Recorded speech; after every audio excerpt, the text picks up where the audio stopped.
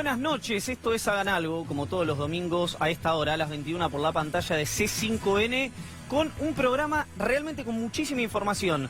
Venimos haciendo un poquito de autobombo en las redes, contando o recordándoles a ustedes cómo hemos adelantado algunas de las cuestiones que han ocurrido en el ámbito político, en el ámbito económico y en el ámbito judicial, y hoy no va a ser la excepción porque tenemos una mesa realmente cargada de muchísima información que les voy a pasar a contar en instantes nada más, porque por supuesto les tengo que decir que Hagan Algo, que C5N estuvo en la plaza, estuvo en la conmemoración del 24 de marzo recopilando testimonios y con la cobertura que solamente C5N te puede mostrar, con una frutilla del postre, si me lo permite decirlo así, se lo preguntaré cuando esté sentada aquí con nosotros, a Norita Cortiñas, que va a estar conversando no de lo que ocurrió hoy, o no solo de lo que ocurrió hoy, sino del futuro y de la relación que tiene hoy los organismos, que tienen hoy los organismos de derechos humanos con el Estado Nacional. Un Estado Nacional, y ya nos metemos en la información del día de hoy, que está muy comprometido con la causa Stornelli D'Alessio, está muy comprometido con esta suerte de, no le diría agencia, le diría un grupo, una organización, hasta el momento paraestatal, reitero, hasta el momento paraestatal, que involucra a Marcelo Sebastián D'Alessio, a dos ex agentes de la Agencia Federal de Inteligencia, y veremos hasta dónde escala, porque el propio gobierno se arrojó sobre la granada del presidente de la República pidiéndole el juicio político a Alejo Ramos Padilla, que mañana tiene que ir al Consejo de la Magistratura, pero en su otro rol, en el rol de ser el mejor puntuado en los exámenes para el Federal 1 de La Plata. ¿Quién es una de las personas que va a estar en la comisión que tiene que evaluar si Alejo Ramos Padilla puede ser, es el mejor calificado para ser el juez Federal 1 de La Plata, que además es juzgado electoral? Pablo Tonelli, que a su vez es el miembro informante que tiene que acusar a Ramos Padilla en el Consejo de la Magistratura. Estas delicias que nos da la justicia argentina, pero que no termina ahí, porque les vamos a contar el día de hoy cuestiones que tienen que ver con el ámbito económico. Las arcas de papel, así tituló la producción, así tituló Julián Guarino. ¿Qué le preocupa al Fondo Monetario? ¿Cuál es el número que tiene inquieto también al gobierno nacional en esta tensión con el tipo de cambio, con el dólar? ¿Cuánto va a costar el dólar o cuánta presión va a ejercer el mercado, la cuestión electoral, los fondos de inversión, los plazos fijos, de la mano de Julián Guarino, que además tiene 2 o 3 datitos que la viene pegando, la verdad, está 100 sobre 100 hasta el momento la puntería de Julián Guarino, que realmente van a dar que hablar porque no se conocieron durante esta semana. Noelia Barral Grijera, ¿qué nos trae a 99 días del cierre de listas? 99 días, la cuenta regresiva. Ya no se va a poder hacer más nada después de esa fecha, después de ese número. Las estrategias de Cristina Kirchner, de Roberto Lavagna y de Sergio Massa. 2 de ellos protagonistas este fin de semana.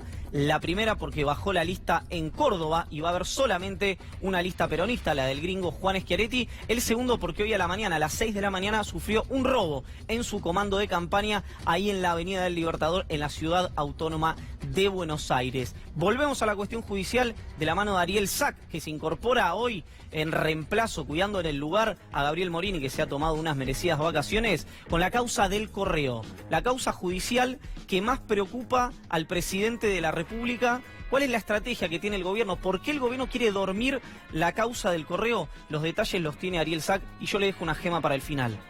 Una de las figuras más importantes en el ámbito institucional que tiene Cambiemos, ya tomó la decisión por un factor personal de irse de Cambiemos antes del 10 de diciembre de este año. Pero no los quiero aburrir. Caso Stornelli D'Alessio, el tema de la semana, como solamente Hagan Algo te lo puede mostrar.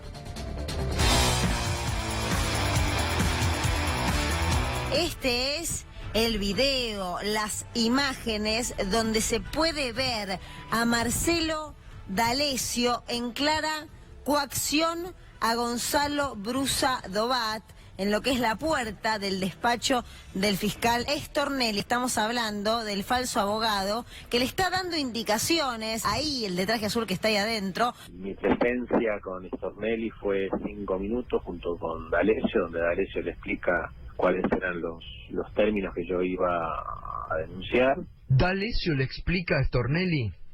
Sí, le explica los términos, más o menos los titulares de la denuncia, y Stornelli llama a una secretaria, me vienen a buscar, voy a una oficina contigua, hago la denuncia o digo lo que tengo que decir que eso fue inducido, como quedó claro. Ahí me doy cuenta que estaba D'Alessio en el mismo despacho que estaba yo. Mensajes de WhatsApp entre el usuario identificado como Carlos Stornelli y el señor Marcelo D'Alessio. Marcelo D'Alessio. En 10 siento a un director, entre comillas, arrepentido de PDVSA Argentina con Santoro. Y el lunes te lo siento para su primer testimonial. Va a ser un escándalo y podemos bloquear fondos. Qué bueno, contesta. Trabajamos prolijo, sale en tapa del domingo de Clarín. ¿Cómo lo definiría a Marcelo D'Alessio? Yo creo que es un personaje siniestro, ¿no? Ha hecho mucho daño. Está en línea Marcelo D'Alessio, que fuera director en su momento de NARSA. Marcelo, ¿qué tal? ¿Cómo va? ¿Qué tal? Muy buenas noches, Eduardo. ¿Cómo estás? Gracias por atendernos. ¿Con cuánto se quedaban de coima? Se calcula que sobra solamente en esta parte de la investigación del juez de Claudio, del juez Claudio Bonadío. ¿Te acordás que una vez creo que estuvimos juntos, Eduardo, y te dije, estos son 20.000 palos? Sí. 20.000 millones de dólares. Yo te dije que era la reserva del Banco Central que se habían robado. ¡Qué bárbaro! Creo que Claudio va muy bien.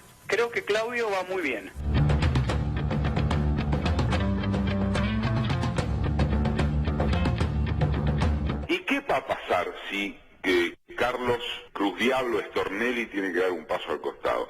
Digo Cruz Diablo porque es Vox Populi en nuestro mundillo, nadie lo saluda, todos le han soltado la mano. Hubo reuniones en tribunales de Comodoro Pi donde le aconsejaron al fiscal tomarse una licencia en lo que es la causa de los cuadernos. Por lo bajo, todo el mundo te dice que estuvo pésimo Stornelli en cómo se manejó con D'Alessio.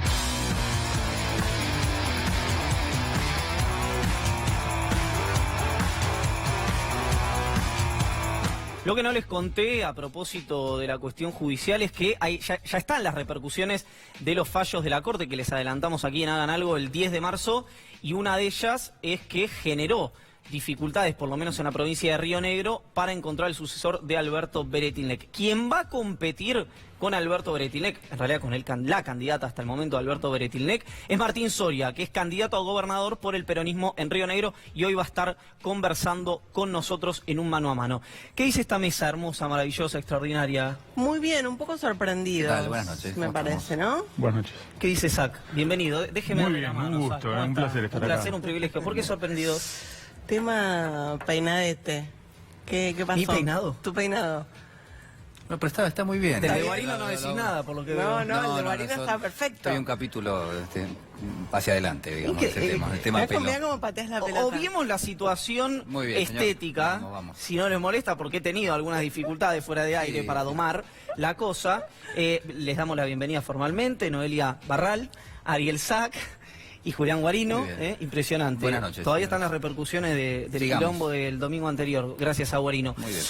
Caso Stornelli. Mañana, si bien no es necesariamente Stornelli, y esto se lo pregunto concretamente a Ari, va Ramos Padilla al Consejo de la Magistratura por el tema del federal. Agarro el teléfono porque tenía anotado acá que son Ramos Padilla, Montanaro, que es el abogado De Javier Fernández. Exactamente, y Boico, abogado en alguna de las causas de Cristina Fernández de Kirchner, son los tres. Y en otras de Parrilli. Y en otras de Oscar Parrilli. Correcto. Son los tres que están ternados. Difícilmente salga de ahí el juez del Federal 1 de La Plata, ¿verdad? Correcto. Ninguno de los tres casos convencen al gobierno en términos políticos. Ahora, son los mejores ranqueados para lo que es el concurso del Federal 1 de La Plata, que tiene competencia electoral. Eso es lo que molesta al gobierno. No querrían dejar ese juzgado estratégico en manos de un juez que ellos no consideran alineado. Bueno, recordemos que el presidente en el reportaje con Luis Majul destacó que ahora los jueces, que había más de 200 jueces que se habían nombrado, que ninguno era del gobierno y que siempre era el mejor puntuado. Yo le pregunté a Pablo Tonelli cómo puede ser que el mejor puntuado en el caso de Ramos Padilla, ¿no? Me dijo, bueno, primero falta en instancia de evaluación y además cuando el presidente se refirió a los mejor puntuados hablaba de los primeros tres. Por supuesto, no tuve la oportunidad de revisar los 200 nombramientos de los que habla el presidente de la República, pero supongo que este caso de mínima vulnerará ese espíritu. Todo hace pensar que sí. En el caso de Ramos Padilla, que está primero, te dicen en el Consejo, no hay chances, no hay una sola chance de que quede Ramos Padilla en ese juzgado. A pesar de que te dicen también que el examen que hizo escrito fue brillante. En esos términos lo plantean dentro del Consejo, no somos nosotros los que lo decimos. Lo que pasa es que, claro, falta la instancia más discrecional, si se quiere, que es la entrevista personal, ¿no? Sí. Que la va a tener con Lugones, un juez, y con Pablo Tonelli, que es, como vos decías al principio, quien lo tiene que investigar en la denuncia que le hizo el propio gobierno por supuesto mal desempeño. Una maravilla. Le funciona bien la justicia. ¿Puedo preguntar, por favor, Guarino? Maligna, digo, ¿qué tan importante es la injerencia del Poder Ejecutivo en esa instancia final donde se ranquean tres candidatos y en definitiva hay que elegir uno? Al parecer es de 100%, porque si te dicen en el propio Consejo que no hay chance de que quede Ramos Padilla y te hacen saber que tampoco va a ser uno de los dos, el segundo o el tercero, quiere decir que lo están digitando directamente desde la Casa Rosada. A ver, y también hay un punto que tiene que ver con que el Poder Ejecutivo tiene que emplear el pliego después del proceso del Consejo de la Magistratura. Bueno, esto el lunes. Claro. Vamos un poquito más para atrás con lo que fue la reunión en la bicameral. ¿Qué ocurrió en la bicameral de inteligencia? Noé, que tiene 50 infiltrados por comisión en el Congreso de la Nación. En algunos casos, hay que decirlo, es linda con un delito. Seguramente esté al tanto de algunas cuestiones que yo paso a preguntar. Se sienta Ramos Padilla en la bicameral de inteligencia con diría algo más relajado por lo que me dijeron, más informal que lo que fue la exposición en la Comisión de Libertad de Expresión, que C5N la transmitió en vivo. Primero, me dicen que de alguna manera confirma o da más indicios del espionaje a la gobernadora de la provincia. Y por empezar ya había enviado una caja con documentación que los diputados y senadores habían abierto la semana pasada cuando se reunieron por primera vez antes de decidir finalmente citarlo por unanimidad. Entonces ya había un escenario distinto que el de la Comisión de Libertad de Expresión, porque estaban lo que le habían incautado a Marcelo D'Alessio en los allanamientos, las carpetas, la información que hasta ahí había llegado a analizar el juzgado. En ese marco, corríjanme si estoy incurriendo en algún error, ambos, que el famoso informe que generó, hasta uno podría decir que generó la exposición a la Comisión de Libertad de Expresión, de alguna manera, en el que están involucrados como víctimas los colegas Alejandro Fantino y Romina Mangel, se llama Informe Fantino CFK.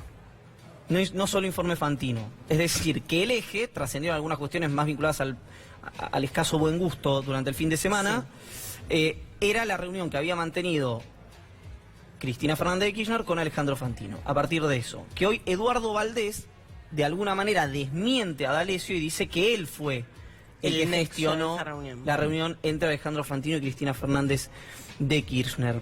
Les pregunto otra cosa y para ir dando información de lo que ocurrió. Yo se los pregunto ya a la mesa, no solamente a algunos de ustedes. La Agencia Federal de Inteligencia, supongamos que le creemos que se le pasó una organización paraestatal de extorsión y espionaje. Vamos a darle.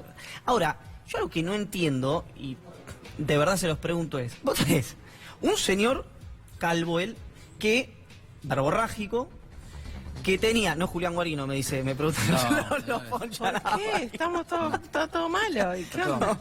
Bueno, arrancaste vos con el golpe abajo de la cintura. No, volvamos un segundo. Tenés un señor, Marcelo Sebastián D'Alessio, que tiene una credencial de la DEA, falsa, y que sale en los programas de televisión diciendo, ¿qué tal? Yo soy de la DEA.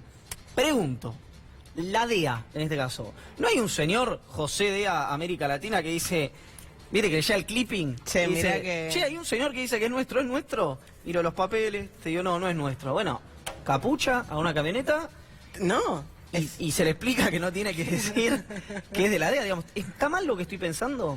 Lo que pasa es que él nunca termina de decir soy de la DEA. Cuando lo sientan en la mesa de Fantino, dicen, trabaja en una agencia internacional, no sé qué. Bueno, como no me digas más, como... Trabaja en el terreno, ¿no? Claro. Dicen, pero sabe en serio el tema narcotráfico. Bueno, de hecho, en algún momento el periodista Santoro decía, daba datos que efectivamente hacían entender que él sabía. Claro. Bueno, pero, perdón.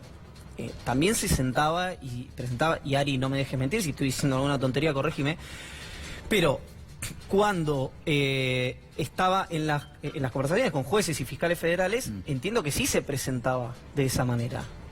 En todos los casos, él decía tener lazos con agentes de inteligencia. Se lo dijo a agente de la justicia y se lo dijo a agente de la política. Por lo cual eso tendría que haber llegado a oídos de la propia AFI y alguien tendría que haber hecho algo con el asunto.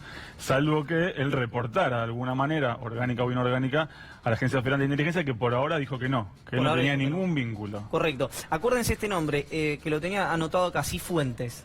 Vamos a estar hablando de este tema más adelante. Una última pregunta, Ari. Tema Stornelli. El martes debería presentarse a declarar. ¿Qué pasa si no se presenta y qué pasa si se presenta? Bueno, a ver, la llave para destrabar el tema Stornelli la tiene el propio Stornelli. Si él se presenta y pone su celular a disposición y explica la naturaleza de su vínculo con D'Alessio, de alguna manera quizás pueda empezar a alivianar la presión que pesa sobre sí mismo. ¿Va a ir o no va a ir? Es la pregunta del millón. El juez federal Ramos Padilla cree que va a ir, lo puso por escrito diciendo, se intuye acá un intento de ponerse a derecho con la presentación que hizo su abogado cuando dijo que no podía ir el viernes, pero que estaba dispuesto a declarar. Y lo que ya le avisó a Ramos Padilla es que si esta vez no va, no hay vuelta atrás, lo declara en rebeldía. Y ahí vendrá el debate si puede ser enviado a detener con la fuerza pública, no para detenerlo precisamente, sino para llevarlo a declarar solamente ante el juez Ramos Padilla en Dolores. Sí, hay algunos constitucionalistas muy cercanos al gobierno que sostienen que perfectamente podría. Exactamente. Ramos Padilla declaró en rebeldía. Ahora, ¿es cierto que si va a declarar, si se presenta, puede salir procesado? Tendrá que declarar primero y después el juez tendrá que evaluar lo que diga en la declaración. Instantáneamente procesado no, es imposible.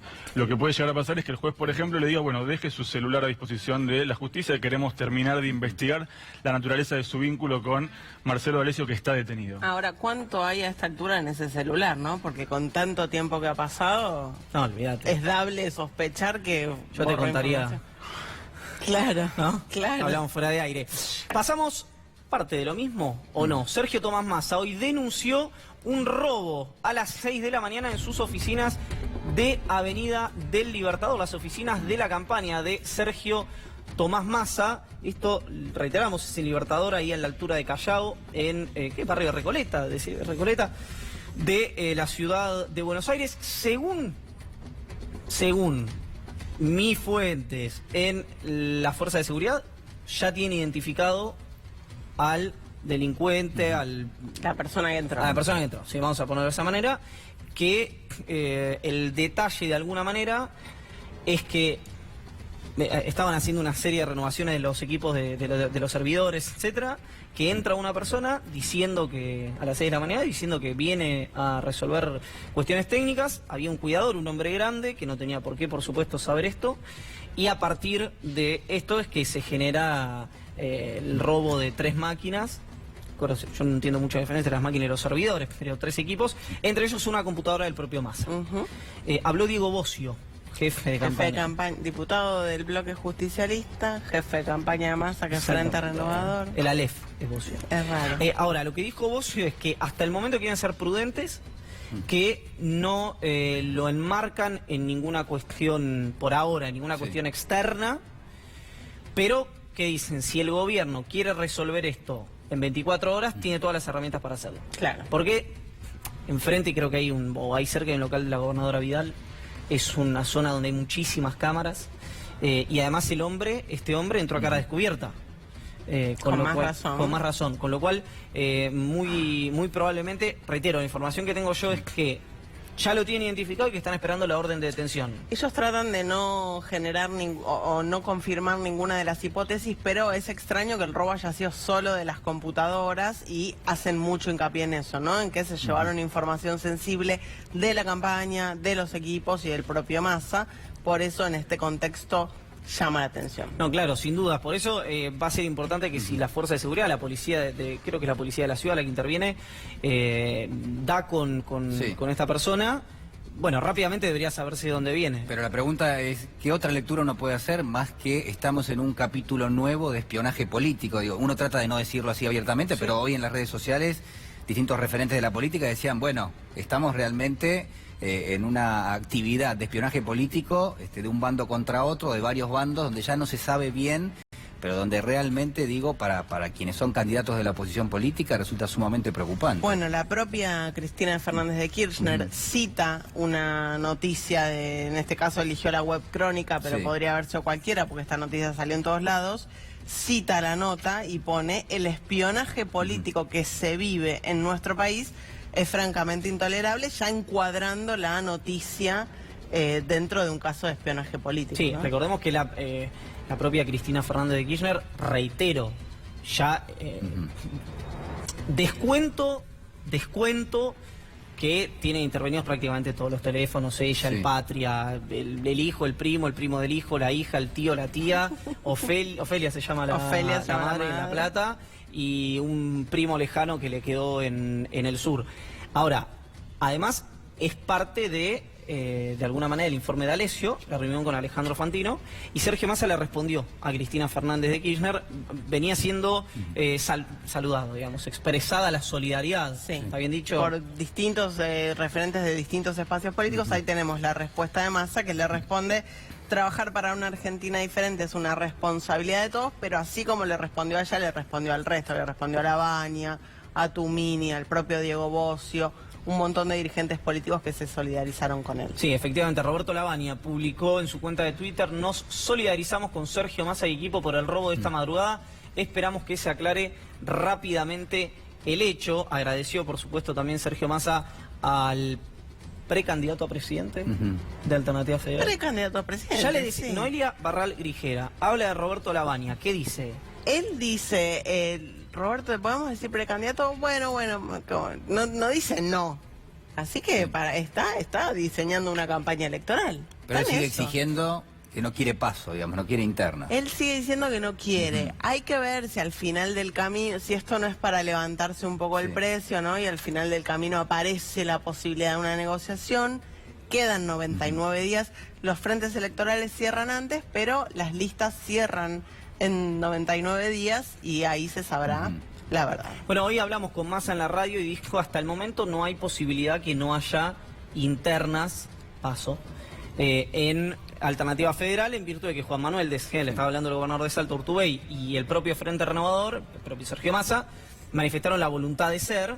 Y además también hay algo, ¿no? Que los gobernadores son gobernadores justamente de sus provincias, porque hay gente que sabe negociar, vamos a decirlo más bien. ¿No? Pero a ver, la pregunta ahí sería: ¿Lavagna tiene aparato político para ir a una interna o se queda corto y el resto de los candidatos lo tiene?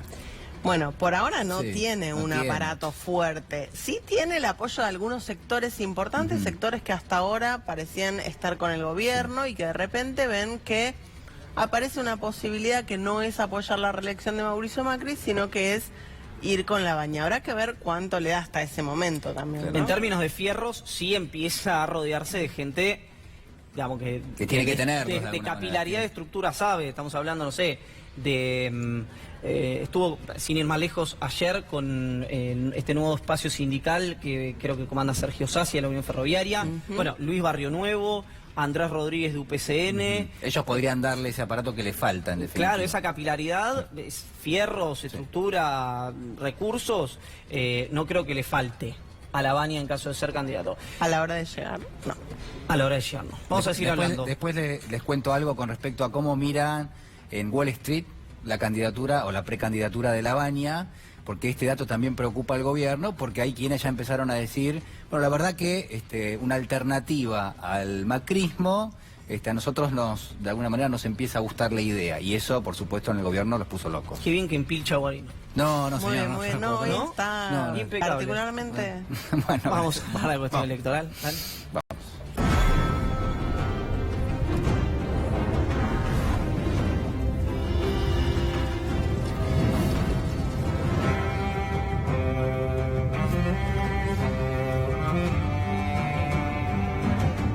Me encanta la barrida esta que se armó. Ya va a haber cuestionamientos seguramente de algún televidente, alguien que esté del otro lado. No, viste los lugares, ¿no? Ah, bueno, claro. Alguno escribe y dice, bueno, estoy yo en el medio.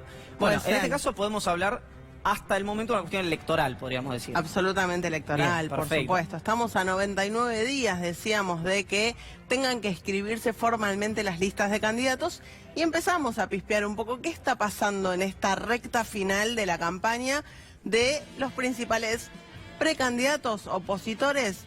Por ahora hay que llamarlos precandidatos. Vamos a empezar por el primero que tenemos, vamos a empezar por la estrategia de Roberto Lavagna a esta altura de la precampaña.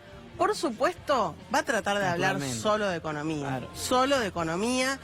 El gobierno ya estuvo intentando arrastrarlo un poco al terreno de la discusión política, lo hizo hablar sobre la posibilidad de garantizar la impunidad a Cristina si termina acordando con ella. Él dijo absolutamente no, de ninguna manera, eso no va a suceder. Quiere hablar mucho de empleo y producción. Son los dos ejes que su equipo, muy reducido por ahora de colaboradores, dicen, no es equipo de campaña porque todavía no hay campaña, pero su equipo reducido de colaboradores está pensando solo hablar de empleo y producción, dos temas que hoy son dos temones, ¿no? Y además tiene mucha legitimidad el sector industrial, el sector productivo, Roberto Lavagna, que ya no es solamente que sería una alternativa a Macri o a Cristina. En el sector productivo, en el sector industrial, en los empresarios, Lavagna es un voto por la positiva para ese sector, digo, no es un voto anti o un voto mal menor. De hecho, Lavagna ya le mostró un poco, vamos a decir, los pergaminos. ¿Está bien? Está bien, elegante. Perfecto. Al gobierno cuando le dijo, cuando Joven crezca 9%, hablamos. Bueno, la respuesta del kirchnerismo a eso, a todo eso es, algunos te sostienen la decisión política del expresidente Néstor Kirchner, que sin eso no caminaba, y hablan siempre de la estrategia pre-Lavagna de Remes Lenikov, que hizo, entre comillas, el trabajo sucio. Ahí va a orillar todo, ¿no? Salen todo, porque también sale Macri a decir, sí, bueno, pero el canje de deuda fue horrible, fue pésimo. Claro, eso, claro. ¿Me sorprendió? Raro. Porque se sostuvo sobre el tema del pago del cupón PBI. Después lo vamos a hablar con Julián Guarino, pero medio que era casi indiscutible lo que decía ese canje de deuda. En fin, repente quiere sumar dirigentes desencantados con Macri, sobre todo dirigentes de Cambiemos. Está ahí tratando de buscar radicales. Bueno, se reunió con Ricardo Alfonsín en la semana última, se reunió con esta parte del radicalismo. Está hablando mucho de Lustó, por ejemplo. Quiere incluso, ¿sabes qué? Le gustaría sumar a gente como Emilio Monzó. Lo que pasa es que Emilio Monzó no se va a ir de Cambiemos antes del 10 de diciembre, pero a Lavagna le gustan ese tipo de perfiles de dirigentes que empiezan a mostrar una cierta lejanía con el presidente Mauricio Macri y que tal vez inorgánicamente, no dice sumar al radicalismo como partido, pero inorgánicamente sumar a algunos radicales desencantados. Te hago dos preguntas. Monzó, si le dan la embajada en España, se va mañana. Se va mañana. Claro. Se está yendo ahora. Está en Ezeiza. Exactamente. Fíjate si puede seguir el avión. No, pero el tema es que no se la están van a dar, ¿no? Claro, ese es el tema. Lo que entiendo por lo que sé es que, no sé si esta semana, la que viene, va a volver a hablar con el presidente a ver si se mostró, estoy pintado al óleo, dame la embajada en España y es win-win. Lo que pasa es que el presidente no quiere. Exacto. Y como él sabe que si, aunque no se la dé, Monzó se va a quedar hasta el 10 de diciembre, no hay forma de perder. La segunda, te digo, vengo del futuro. A ver. Convención, me dicen ojo que se mete Guarino. ¿Qué pasa con Guarino? Quiero preguntarles porque hace algunas horas Sergio Uñac, el gobernador de San Juan, dijo que a él, de alguna manera, le va a Roberto Lavagna como candidato. Digo, ¿qué posibilidades hay de que Uñac entre directamente en el equipo de Lavagna? La cámara Noelia, ¿eh? Sí. Por favor, les pido, acá no tenemos nada que hacer. Así como Lavagna quiere sumar dirigentes desencantados del macrismo, quiere agarrarse también a esos peronistas. El tema es ahí ver si es con o sin paso, porque por ahora la discusión pasa por ese lugar, ¿no? Pasa por las pasos. Claro. Bueno. Perdón. Pero digo, Uñac los chistes va a ganar las elecciones 55, 60 puntos. Más o menos. Sí. En el caso, lo hemos hablado fuera de aire con Noé, tiene que ver con si Cristina no llega a ser candidata, lejos de resolverle un problema a Lavagna o a esa paso, se lo genera. Porque hoy, ¿por qué se impone Lavagna? Porque puede llegar a salir, según los cálculos de Alternativa Federal, primero o segundo. Sin Cristina, cualquiera puede salir segundo. Claro, Macri porque primero, florecen candidatos. Florecen todos los candidatos que hoy dicen... Yo estoy en campaña, pero si Cristina juega, me bajo. todos esos candidatos de repente le aparecen a Labaña como candidatos a disputar sí o sí. Ahí una PASO no queda alternativa. Te decía lo de Vengo del Futuro, ahora vamos a ver por qué Abril el mes clave de Labaña y ya nos metemos con la estrategia de Cristina Fernández de Kirchner. Convención Nacional de la Unión Cívica Radical, creo que es el 9 de mayo. Sí. 9 de mayo. No tiene fecha exacta todavía, porque hay tanto ruido. Primera quincena. Por ahí. Primera quincena de mayo. Sí. Suponiendo que se haga la convención. Claro. Suponiendo que se haga. Sí. Dan libertad de acción. Una parte, aparte de Alfonsín, Storani, etcétera, yo lo incorporo arbitrariamente a Nocilia, le desprendo un pedacito, como que si está tensionando para negociar. Yo te estoy diciendo Vengo del Futuro. Le desprende un pedazo a Cambiemos, lo lleva con Labaña, Lustó candidato a jefe de gobierno, porque especula con que el de Labaña puede ser un solo mandato y Lustó puede ser candidato a presidente en 4 años. Hay muchos especulando con eso, muchos que todavía dicen que no quieren acordar con Labaña, pero que especulan con tener un cargo importante, un perfil alto en un eventual gobierno de Roberto Labaña y perfilarse como el heredero de esa gestión. Podría ser. Bueno, ¿por qué Abril el mes clave? Hay tantos supuestos para llegar a eso, ¿no? Claro. No vengo del futuro, Claro. Es cierto. Abril el mes clave porque él dijo en su momento, Labaña, cuando empezó a hablar públicamente, dijo, yo voy a ver si hay consenso. Si hay consenso, hablamos de una posible candidatura. Bueno, se empiezan a cortar los tiempos, faltan nada más que 99 días. Durante abril debería saberse si efectivamente Roberto Labaña va a ser o no candidato. En instantes, la cobertura de Hagan Algo, la cobertura de C5N del 24 de marzo y ya está Norita Cortiñas con nosotros, con quien vamos a conversar en un ratito nada más, en instantes, en 5 minutitos estamos hablando con Norita Cortiñas, mientras veo acá todos saludos cruzados entre los periodistas y Norita. Cristina Fernández de Kirchner. Cristina Fernández de Kirchner, por supuesto, estirar el misterio de su candidatura, va dando algunas pistas, ¿no? Porque algunas decisiones que se van tomando, sobre todo vinculadas a las elecciones en las provincias, sumar derrotas macristas en las provincias es una estrategia de la expresidenta para llegar a junio mejor posicionada. La decisión de bajar al candidato de Unidad Ciudadana en Córdoba, algo tiene que ver con eso. Dicen en el entorno de Cristina, tomó esta decisión para garantizar la unidad, para que todos los peronistas que quieran votar peronismo vayan y voten a un solo candidato peronista.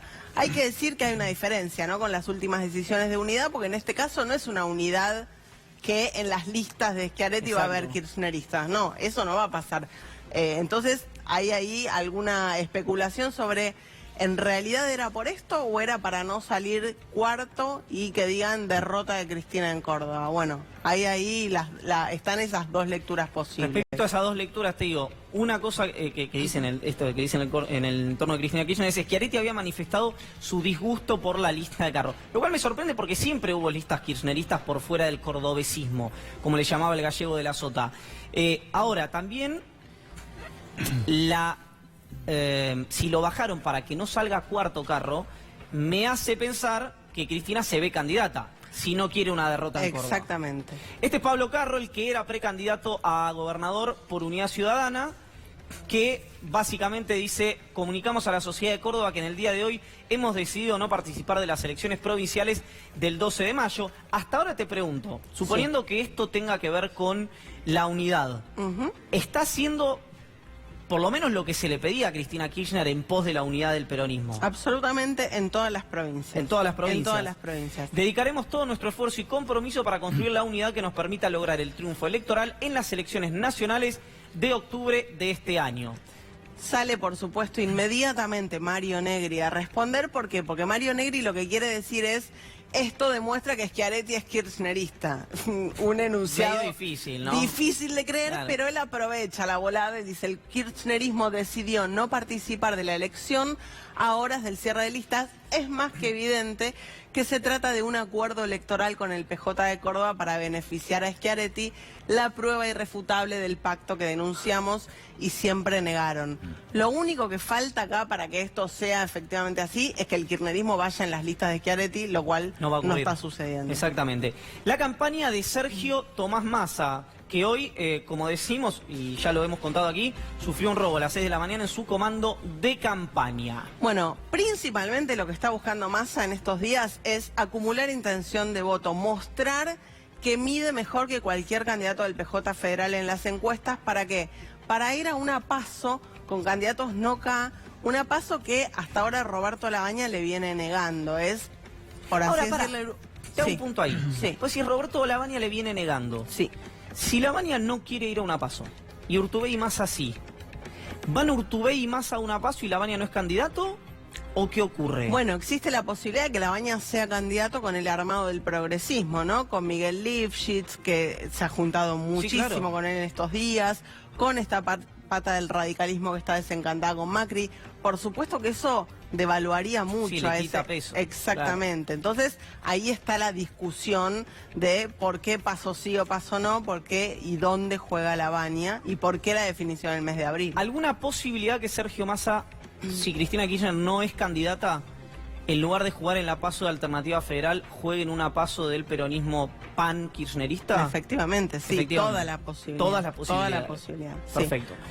¿Campaña desde el Congreso? Campaña desde el Congreso, hay que mirar mucho el Congreso porque el gobierno no está consiguiendo nada en el Congreso. No lo consiguió en las extraordinarias cuando quiso aprobar barras bravas y financiamiento electoral. Dijo, bueno, ok, no las podemos aprobar en extraordinarias. Primeras semanas de marzo estamos sancionando. No, tampoco. Primeras semanas de marzo sesionó el Senado, sesionó diputados. En ninguno de los dos recintos pudo avanzar con las leyes que quiere.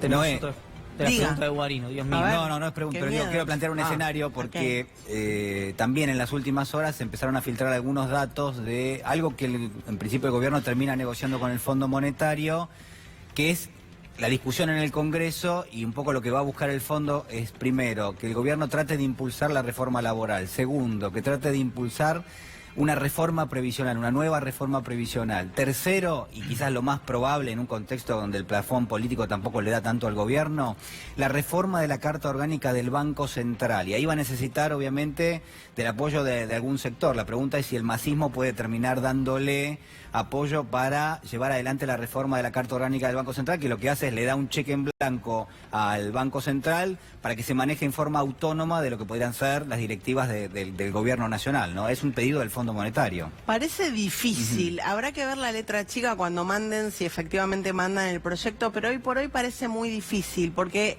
realmente el peronismo, sobre todo en diputados, pero también en el Senado, está muy refractario, así como en algún momento fue más proclive a acompañar los proyectos del gobierno para, decían, facilitar la gobernabilidad. Hoy por hoy está muy refractario a acompañar al gobierno, aun cuando el gobierno los corre mediáticamente con...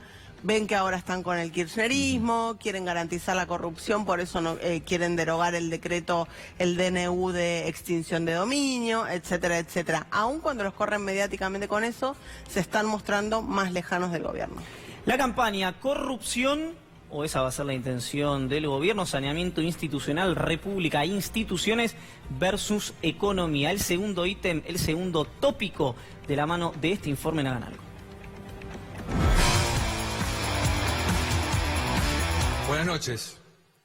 Quiero empezar hablándote a vos que estás en tu casa, terminando el fin de semana en familia, preparándote para ir a trabajar mañana. Nuestro único objetivo es trabajar todos los días para que vos vivas un poco mejor.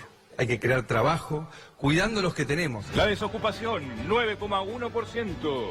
El peor dato, ¿no?, de los últimos años significa 417.000 desocupados más. Por favor, créanos, nosotros venimos a crear trabajo, no a destruir trabajo. Y ya en el acumulado, 1.700.000. Lamentablemente, salir de estos 70 años de cadencia, porque esta gente no es que la está pasando mal ahora. ¿Cuál es la explicación? Porque ustedes dicen que hace 70 años que viene la decadencia argentina. Ahora, la inflación está más alta que la que recibieron.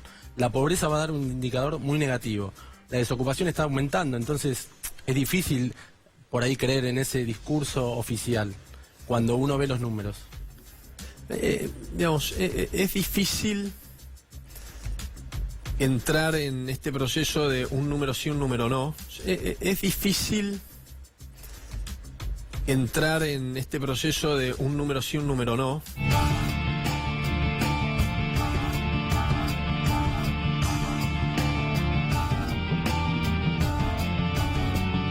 proceso de un número sí, un número no.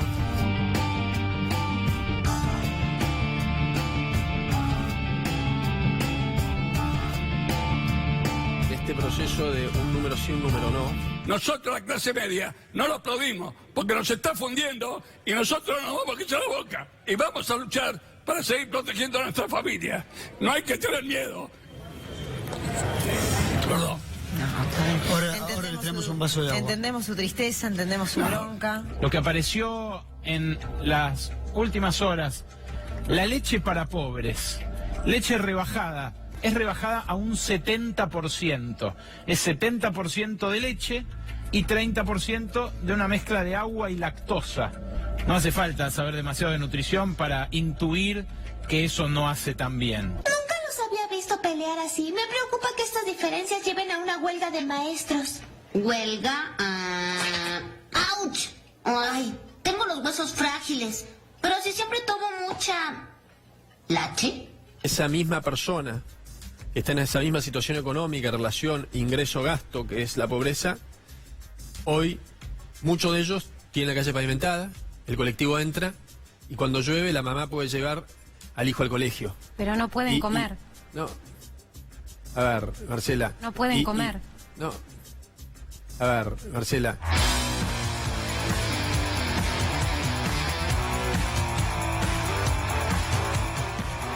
Ya está Norita Cortiñas con nosotros. En instantes vamos a estar conversando con ella de lo que fue la plaza de hoy. No solo del pasado y del presente, sino también del futuro. ¿Cómo se organizan los organismos para pensar el futuro después de unas referencias tan importantes a nivel global, no solamente local, como son las madres y las abuelas? En instantes vamos a hablar con Norita de esto, pero el informe económico, Julián Guarino, sí. Le pido por favor que lleve tranquilidad a la población que está del otro lado de la pantalla. No, eligió el candidato equivocado. No, en serio, porque era obvio. La verdad era es que obvio, ¿no? Hay que conocerlo. No, tranquilidad no. A ver, la verdad que es preocupante realmente, falta reacción por parte del gobierno. No vamos a marcar acá ninguna cuestión que no esté, me parece a mí, en análisis en este momento. Sobre todo, el Fondo Monetario, uno dice, ¿por qué está preocupado el fondo? Que de alguna manera maneja la economía. Esto, para tener una idea, es tercerizamos el manejo de la economía, somos el gobierno, tercerizamos el manejo de la economía y de alguna forma nos desembarazamos un poquito de la cuestión que hace a la economía real. Y lo financiero directamente todo. El Fondo Monetario hoy controla prácticamente todas las políticas que se vinculan con lo que es lo monetario y lo cambiario. Dólar, el tipo de cambio y además reservas del Banco Central. Martín Redrado, sí. El domingo pasado, o el otro, me dijo en la radio... El Banco Central entregó la llave. ¿Para tanto es? ¿Entregó la llave? Sí, bueno, por supuesto. A ver, porque existe ya una limitación que es muy preocupante y que se va a extender, yo creo, después de que termine este mandato, al próximo gobierno, que es, vos ya no sos dueño de la forma en la cual vas a utilizar reservas, a pesar de que quizás empieces a conseguir un poquito más de reservas. Es decir, el Fondo Monetario consigue... de alguna manera, elegir las que son las políticas que vos podés aplicar. Hay un número que preocupa mucho al gobierno. No son los 10.000 millones de dólares que anticipó el Fondo Monetario y que te va a dejar utilizar, sino la forma en la cual vos podés utilizarlos. No es lo mismo que te deje utilizar 5.000 millones de dólares para ponerte en el mercado y de alguna forma alejar los incentivos, claro, a un golpe de mercado, sí, que te diga solamente podés vender 60 millones por día. Ahora, perdóname. No es lo mismo. No es lo mismo, claro. Ahora, te pregunto algo. ¿Eso no lo hizo Federico Adolfo Sturzenegger cuando era presidente del Banco Central? En un momento no puso 5.000 millones por día y eso topeó la tensión cambiaria. ¿Lo había resuelto en algún momento? Sí, eso lo hizo en su momento Martín Redrado. Sí. Lo hizo también el propio Sturzenegger y mereció el reto del Fondo Monetario Internacional. Después lo quiso hacer en su momento Caputo también, sí, Luis Caputo, y también eso de alguna manera lo eyectó del sillón del Banco Central por parte del Fondo Monetario. Pero Wall Street y el fondo no se llevan bien nunca. No, porque en realidad, a ver, ¿cuál es la posición que tiene el Fondo Monetario? Es que te dice, yo te doy los dólares, pero vos no me los vendas todos a 42. Si vos tenés presión...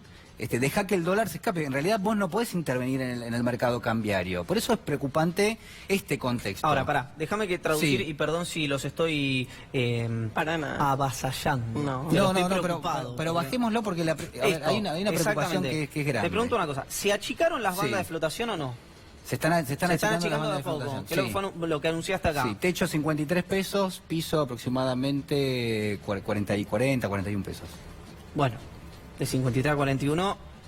Bueno, el piso, digamos, ya el Banco Central empezó a llevar el dólar prácticamente a la mitad de las bandas de flotación, claro, que está en 44 45 pesos. Ok, bueno, vos entonces tenés de alguna manera una chica sí, de la banda de flotación, sí, y una posibilidad, aunque sea mínima, de que el gobierno intervenga. Te traduzco la pregunta, que es el temor que tienen algunos consultores económicos. Tensión electoral, se traduce en tensión cambiaria, fines de mayo, principio de junio. Dolarización de activos. Sí. Pregúntame si ya se están dolarizando. ¿Ya se están dolarizando? No me hagas esa pregunta. Perdón, tenés razón. No, es una pregunta sensible. No, pero en realidad sí, se están dolarizando. Sí, ¿En qué se traduce eso? Se traduce en una presión permanente sobre el tipo de cambio, digamos. O sea, hay permanentemente compras de dólares. ¿De acá hasta octubre? De acá hasta octubre, digamos. O sea, hay políticas, yo no voy a decir qué entidades, pero sí hay el pedido de muchas empresas subsidiarias que hay en la Argentina, que tienen casas matrices en otras partes del mundo, decir, señores, con lo que tienen de caja empiecen a dolarizar. ¿Por qué? Bueno, porque viene todo, de alguna manera, un lapso, un ciclo, que la verdad que no sabemos qué va a pasar. Ustedes recién decían, bueno, vamos a ver cómo se arma el mapa político. Ahora, ¿no era posible prever esto? Porque en Argentina, ¿no es que en cada año electoral se da una dolarización hasta que llegan las elecciones? Claro. Sí, se da un aumento de la demanda de dólares y se da un rezago en la venta de dólares de aquellos que son proveedores naturales de la economía, esto es los exportadores vinculados al agro. Es decir, siempre en los años electorales venden menos dólares, entre comillas, a lo que es el mercado cambiario. Entonces son todas presiones que se van armando. Escúchame, pues está dando acá, hay un elefante blanco gigante en la mesa del que nadie habla, nadie lo dice. ¿Se puede ir al diablo el dólar antes de las elecciones? No, yo no, digamos, no adhiero a la posición del diablo. Sí me da la sensación de que estamos viendo cómo el gobierno reaccionaría ante un eventual incremento de la demanda. Y la verdad que no le va bien en ese sentido, porque hasta ahora no tiene ninguna herramienta, y esto es muy importante. La única herramienta que tiene el gobierno cuando sube el dólar es subir la tasa de interés. Todo el mundo sabe que la tasa de interés en 60% por ahí funciona, en 70% por ahí funciona, en 80% es sumamente atractiva, pero ya funciona menos. ¿Por qué? Porque si alguien me ofrece tanto para que yo lleve mis pesos al banco, complicado, es que hay algún problema. Como pulidor para pulpo. Claro, entonces ya voy a decir, no, pará, ya no lo llevo. Y esto estuvo pasando esta semana. El Banco Central subió la tasa, pero igual subió la cotización del dólar 3 días consecutivos. Y esto está haciendo un ruido enorme. Silencioso, ¿no? Sotoboche, pero digo, esto está instalado. Última, antes de ir al wall con Juli, que tiene un dato bien interesante del Banco Central. Tenemos la tasa en 254 millones de puntos, la del ELIX, digo yo, ¿no? Que soy la tasa de referencia del Banco Central. 67,8, ¿cuánto fue el último cierre? 67, sí. 67. Sí. ¿Por qué la inflación sigue subiendo? Porque yo me decía, bueno, te cambio recesión por inflación baja. Claro.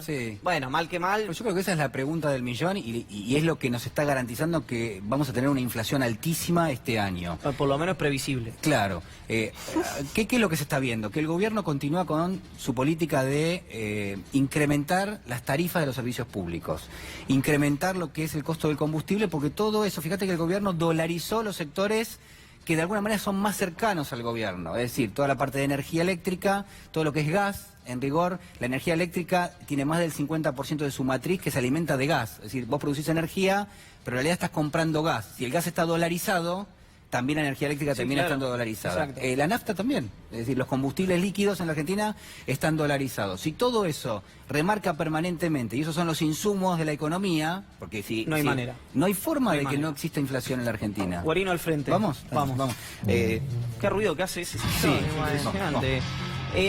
Decime una cosa. Primero que lo vemos acá, el facha Guido Sanleris, con... caracterizado como el profesor sería de la Casa de Papel. Sí, le pusieron pocas reservas. Tiene más, quiero aclarar. No, tiene más reservas. Tiene más. Sí. Las arcas de papel, ¿elegiste titular o eligió la producción? La producción, pero muy atinadamente. ¿Por qué? ¿Por qué? Mire eso, qué analógico que es Guarino. No, sí, pero el anotador es básico porque permite fijar los conceptos. Usted dice, los argentinos estamos preocupados si se dispara el dólar. ¿Al Fondo Monetario de alguna manera le preocupa que se dispare el dólar? No, le preocupa que no se dispare. ¿Por qué? Porque en ese contexto termina vendiendo una mayor cantidad de dólares a un tipo de cambio donde siempre tenés demanda. Entonces, lo que hace el Fondo Monetario se garantiza que si hay una corrida cambiaria, el Banco Central va a ir vendiendo dólares, pero eso va a ir ajustando hacia arriba. Por ende, aquellos que dicen, bueno, el Fondo Monetario está blindando al dólar directamente para que haya cierta estabilidad, esto no es así. No es así. Todo lo contrario. ¿Por qué? Porque te permite vender hasta 60 millones de dólares diarios. Eso es un 10% del mercado. Pero es medio no lo quiero decir así, pero es medio un desangre. Claro, 60 millones de dólares sí, diarios. sí, es medio sí. feo decirlo así, pero se entiende. Sí, es una parte muy chiquita. Sí, es así. Sí, En está bien. definitiva. Ok. No sí. se enoje, Guarino. No, es un goteo, No. se Un le llama. goteo, en el ahí mercado está, financiero, goteo, mejor. señor, De sangre goteo. queda feo. Bueno, a ¿Qué ver. estamos viendo acá? Bueno, a no asustarse. Son los dólares que tiene las reservas el Banco Central. Cuando vos le preguntás hoy al Banco Central cuántas reservas tenés, te dice este número: 68.015 millones de dólares. Entonces vos decís, bueno, perfecto, tiene un respaldo. Sí, por Así supuesto, es. tiene un respaldo. ¿Cómo está compuesto esto? Y después vamos a ver puntualmente si le va a servir para algo o no. Pasivos en dólares, está en torno a los 50.000 millones de dólares. Quiere decir que en gran medida de esos 68, la mayor parte son estos 50. ¿Cómo están constituidos estos 50? Y acá viene un desagregado. Tenés allá, primer punto, dice... Depósitos de entidades financieras. Claro, los bancos tienen que hacer lo que se llama un encaje, tienen que dejar una cantidad de dinero encajado en el Banco Central porque eso se supone que les da un respaldo para las operaciones. ¿Cuánto tienen encajado los bancos en dólares en el Banco Central? 13.734 millones. ¿De quiénes son estos dólares? ¿De quiénes son? De la gente. Entonces vos los contás como parte de las reservas del Banco Central, pero son tuyo, mío, aquel que tiene algún dólar en una caja de ahorro o en una cuenta corriente. Bueno, el Banco Central los está Lo contabiliza contando como parte de las reservas. Esto no se sabe tanto, sí, no, pero digo, eso está. Operaciones de pases pasivos. Claro, y después viene un desagregado, ¿no? Banco de China, BIS y otras operaciones. El Banco de China te prestó. Exacto. El famoso Los swap. famosos swap, exactamente. Sí, 2 tandas de casi 10.000 cada uno, son 19.400. Esto está... A ver, está si vos realmente tenés una emergencia y necesitas que hacerlo, el Banco de China te envía los recursos, pero se cuentan, pero no sirven para una reacción inmediata en el mercado, ¿se entiende? Es decir, que en realidad se los estás debiendo siempre al Banco de China. Segundo, el Banco de Basilea, es un banco suizo, es el banco central de los bancos centrales del mundo, donde tenés 2.500 millones de dólares que te está prestando. Y después otras operaciones, todo esto hace 22. Entonces, de los 50, 13 son de la gente, 22, casi 23... son del Banco de China y del Banco de Suiza, no son reservas del Banco Central, para que se entienda. Y entonces otras operaciones son 1.000 millones de dólares. Seguimos para abajo. Así es. Depósitos del Fondo Monetario Internacional. La hacemos corta, un envío que el gobierno puede utilizar para fortalecimiento de las reservas son 7.300 millones más lo que es un remanente de desembolso que tiene el Tesoro Nacional, 4.300 millones, total 11.730 millones. Sumatoria, esto del fondo. ¿Va a venir algo más de dinero del fondo? Sí, perfectamente. Claro. Pero ¿el gobierno para qué los va a usar esto? Para pagar la deuda que tiene en dólares. Que ya está pagando, no es la del fondo, son el resto de los compromisos que tiene la Argentina. Después otros depósitos del gobierno por 1.900 millones y sobre el final, el último renglón, dice otras obligaciones en moneda extranjera, muy chiquito, 500 millones de dólares. Total, 17.000 millones de dólares. Reservas netas del Banco Central de esos 68, es este número de ahí abajo, señor. Ahora, pregúnteme, en la cantidad de pesos que está en la economía versus esas reservas que tiene ahí, ¿qué dólar da? ¿Qué dólar da? 65 pesos por dólar. A un terrorista. Pregúnteme si solamente utiliza las de abajo, que son las netas. Si solamente utiliza las de abajo... No va a querer saberlo. No lo quiero saber. Una pausa muy cortita, 1 minuto y medio. Norita Cortiñas con nosotros por el 24 de marzo y muchísimas otras cosas más. Tanda muy pero muy breve.